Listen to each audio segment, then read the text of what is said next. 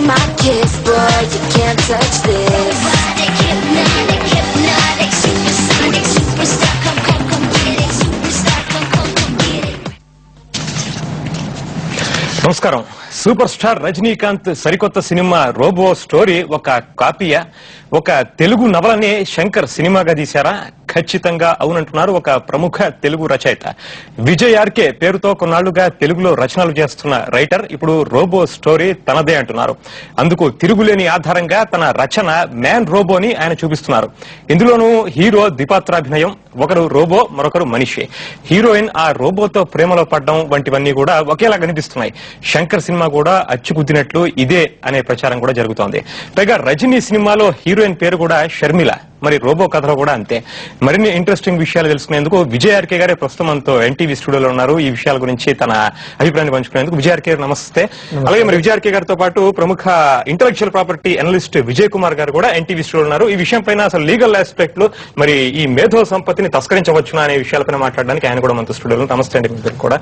ముందుగా విజయ్ ఆర్కే గారు, మీరు 30 పైగా నవలాలు రాసినటువంటి వ్యక్తి, 600 కథలు రాసినటువంటి వ్యక్తి, మీరు సుపరిచితులు తెలుగు నేల మీద. మీరు రాసినటువంటి మ్యాన్ రోబో ఇది ఇప్పుడు కూడా కాదు, 2002లో రాశారు మీరు, అవునా? ఇప్పుడు ఆ కథనే పోలి ఉందా రోబో? అచ్చంగా ఏ అంశాలు ఒకేలాగా ఉన్నాయి? ముందు టైటిల్ వచ్చేసి మ్యాన్ రోబో. రోబోకు మ్యాన్ రోబోకి మేక్స్ నో డిఫరెన్స్, ఎంతిరాని పెట్టారు.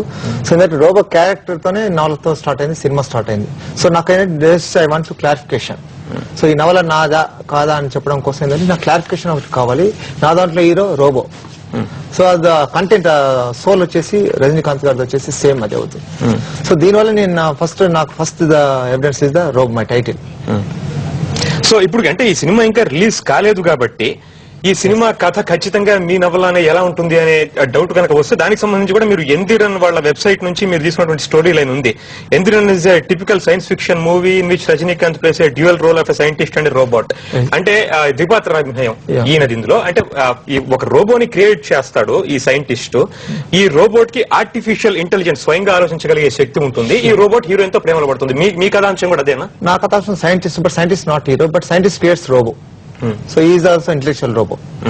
సో దీంట్లో ఆర్టిఫిషియల్ కాకుండా ఒరిజినల్ హీరో మీద దీంట్లో యూజ్ చేస్తారు. సో సేమ్ రోబో అంటే హీరోను పోలిన పాత్రలో ఉండే రోబో సేమ్ ఒకేలా ఉంటాయి.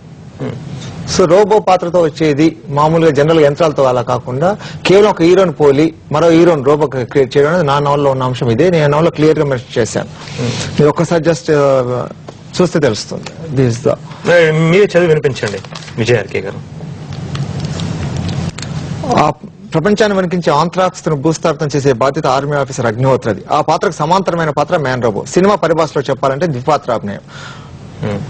సో ఒక హీరో మరో హీరో, ఒక హీరో వచ్చి రోబో, ఒక హీరో వచ్చి హీరో. సో దానివల్ల ఏంటంటే రెండు క్యారెక్టర్స్ ఒకటే అనేది. సో ఈ అంశాలన్నీ కూడా సరిపోలినప్పుడు మరి ఖచ్చితంగా మీ నవల్లోని ప్రధాన అంశాన్ని వీరు కూడా ఇక్కడ ఎంచుకున్నారన్నట్లు మనకు స్పష్టంగా తెలుస్తున్నప్పుడు మీరు వీరిని సంప్రదించారా? వారి నుంచి వచ్చిన రెస్పాన్స్ ఎలా ఉంది? సంబంధించిన క్లారిఫికేషన్ కోసం నేను లెటర్ రాశాను. కళానిధి మారన్ గారికి, శంకర్ గారికి, రజనీకాంత్ గారికి నేను ఈమెయిల్ చేశాను. ఈ మధ్య చేశారు, ఆగస్టు 11 చేశాను. సో నాకు కావాల్సింది ఏంటంటే ఇక క్లారిఫికేషన్, ఇది నాదా కాదా అనేది క్లారిఫికేషన్. నేను ఒక ప్రొడ్యూసర్ దగ్గరికి ఒక సబ్జెక్ట్ చెప్పాను, ఇమీడియట్ గా ప్రొడ్యూసర్ చెప్పే మాట ఏంటంటే ఆల్రెడీ రజనీకాంత్ గారి సినిమా వస్తుంది కదా అంటున్నారు. బట్